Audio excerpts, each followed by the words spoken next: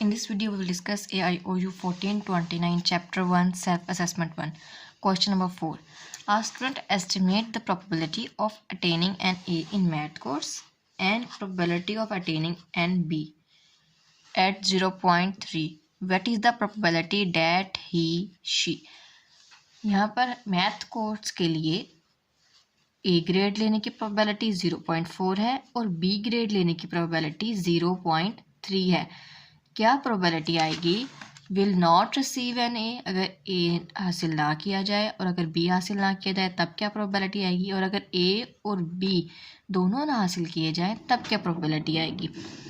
यहाँ पर प्रोबेबिलिटी का एक रूल है कि अगर एक की event an event is complement, अगर एक इवेंट दूसरे इवेंट का कम्प्लीमेंट हो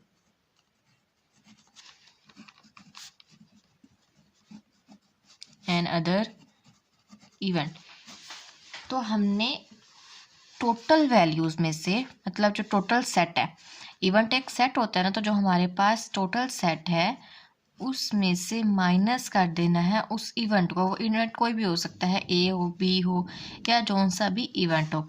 अब प्रोबेबिलिटी में टोटल वैल्यू होती है हमारे पास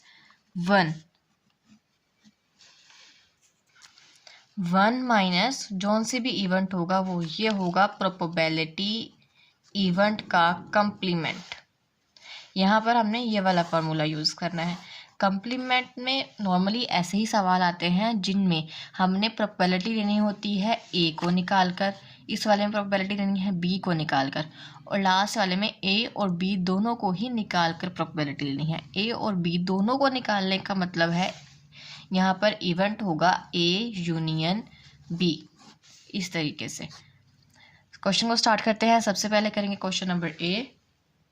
क्वेश्चन नंबर ए है will not receive an A. यहाँ पर ए की जो प्रोबेबिलिटी है वो है 0.4 और हमें लेना है ए का कम्प्लीमेंट।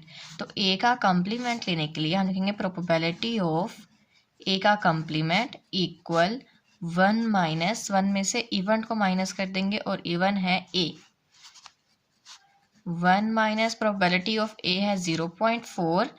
जब 1 में से 0.4 को माइनस करेंगे हमारे पास आएगा 0.6 और ये है ए कम्प्लीमेंट की प्रोबेबिलिटी, यानी कि प्रोबेबिलिटी टोटल है जिसमें ए कम्प्लीमेंट नहीं है, ए को माइनस कर दिया गया है। नेक्स्ट है बी, जिसमें बी का कम्प्लीमेंट लेना है। बी की टोटल वैल्यू है हमारे पास 0.3। बी का कम्प्लीमेंट फाइंड आउट करना है। सबसे पहले फॉर्मूला लिखेंगे बी का complement equal to 1 minus B probability of B. 1 minus probability of B है 0.3। 1 में से 0.3 को माइनस कर देंगे हमारे पास आ जाएगा 0.7। ये बी वाली वैल्यू का आंसर आ गया।